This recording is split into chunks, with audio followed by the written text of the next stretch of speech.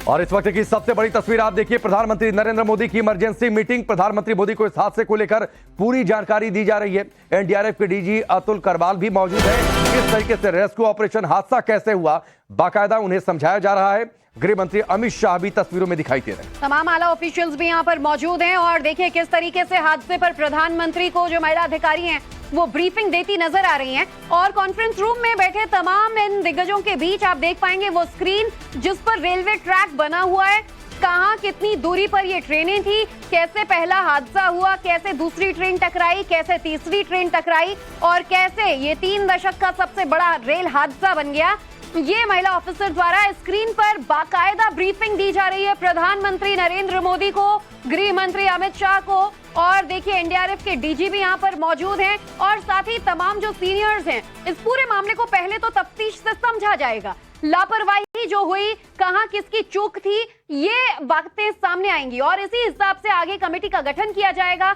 जो दूसरी जांच होगी उसे आगे बढ़ाया जाएगा ताकि रेलवे में इस कदर के जो हादसे हैं वो आगे देखने को ना मिले। इसे लेकर बड़ा एक्शन प्लान बनाया जा सकता है। तमाम सीनियर ऑफिशियल्स प्रधानमंत्री नरेंद्र मोदी के इनसाइड मीटिंग की तस्वीरें हम आपको नव भारत पर दिखा रहे हैं, एक्सक्लूसिव तस्वीर कि कैसे देखिए महिला ऑफिशियल द्वारा स्क्रीन पर इस पूरे रेल हादसे को लेकर ब्रीफिंग प्रधानमंत्री को दी जा रही है। अमित हमारे साथ जुड़ चुके हैं, हमारे वरिष्ठ सहयोगी। अमित जी, ये तस्वीरें हमने सामने रखी है, प्रधानमंत्री मोदी की इमरजेंसी मीटिंग, अमित शाह मौजूद हैं, साथ ही एनडीआरएफ के डीजी मौजूद हैं और ब्रीफिंग इस बात को लेकर कि ये हादसा आखिरकार हुआ कैसे।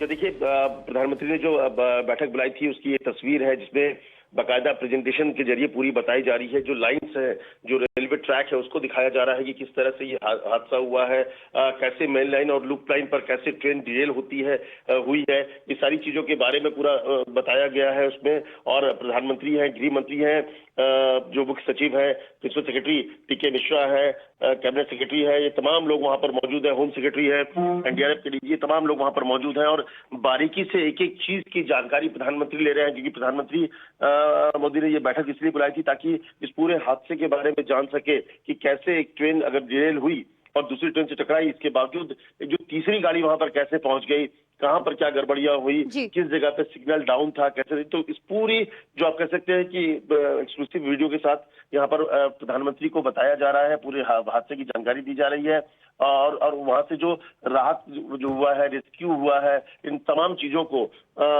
के बारे में प्रधानमंत्री जानकारी ले रहे हैं कि कितने लोग फंसे हुए थे, अभी क्या सिचुएशन है, तुरंत के हालात सिचुएशन क्या है। वहां पर कहा जा रहा है कि रेस्क्यू ऑपरेशन कंप्लीट हो गया है, अब जो रिलीफ वाली जो चीजें हैं उस पर फोकस किया जा रहा है।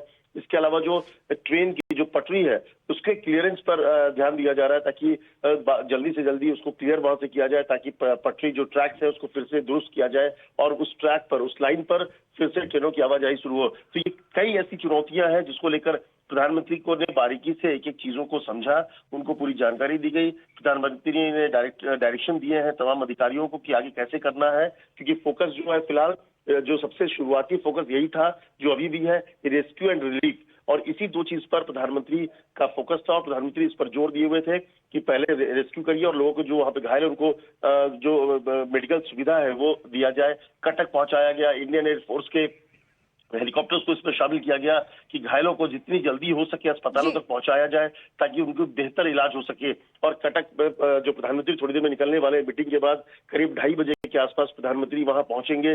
बिल्कुल अमित, और हम अपडेट्स आपसे लेते रहेंगे, लेकिन रेस्क्यू एंड रिलीफ पर जो प्रायोरिटी है उसे लेकर ये बैठक बुलाई गई और देखिए तमाम अपडेट्स हम आप तक पहुंचाते रहे। और अब ये तस्वीरें हम आपको दिखा रहे हैं कि कैसे प्रधानमंत्री देखिए ये बड़ी बैठक कर रहे हैं इस पूरे हादसे को लेकर और उन्हें ब्रीफिंग दी जा रही है। तमाम जो आला ऑफिशियल्स हैं उनके साथ ही उन्होंने इस बैठक को बुलाया था और जो महिला अधिकारी हैं ये किस तरीके से बड़े स्क्रीन पर उन्हें एक एक कर समझा रही है राकेश कि देखिए कैसे ये पटरी पर कौन सी ट्रेन कहां मौजूद थी, पूरी जो थ्योरी बताई जा रही है हादसे को लेकर। बिल्कुल, किस तरीके से बहरागा बाजार स्टेशन के पास कोरोमंडल एक्सप्रेस पहुंचती है, डिरेल होती है। हावड़ा एक्सप्रेस, जिससे जानकारी ये मिली है ज्योति की, उसे थ्रू सिग्नल मिला हुआ था, 3 घंटे की देरी से वो ट्रेन चल रही थी और इस थ्रू सिग्नल में करीब 100 से ज्यादा की स्पीड से वो चल रही थी और इतनी स्पीड में अगर कोई ट्रेन टक्कर मारती है तो हादसा कितना भीषण रहा होगा, इस बात का अंदाजा हम लगा सकते हैं। लेकिन ये बड़ी मीटिंग की तस्वीरें हैं और एक और बड़ी जानकारी जो अमित ने दी है अब से थोड़ी देर पहले कि इस मीटिंग के बाद प्रधानमंत्री मोदी ओडिशा उनका जाने का कार्यक्रम, कटक पहुंचने का उनका कार्यक्रम बन सकता है। और देखिए राकेश, लापरवाही इस पूरे हादसे में कोई एक नहीं हुई है। जब पहले कोलिजन हुआ उसके बाद दूसरी ट्रेन को आगे बढ़ने के सिग्नल कैसे दी, यहाँ 3 बड़ी लापरवाहियां नजर आ रही है जिसकी वजह से हादसा इतना ज्यादा भीषण हो गया। इसका भी अपडेट प्रधानमंत्री ले रहे हैं, लेकिन अभी का फोकस तो यही रहेगा कि हादसे की वजह समझ सके और रेस्क्यू के साथ साथ रिलीफ का जो काम है वो पूरा किया जा सके।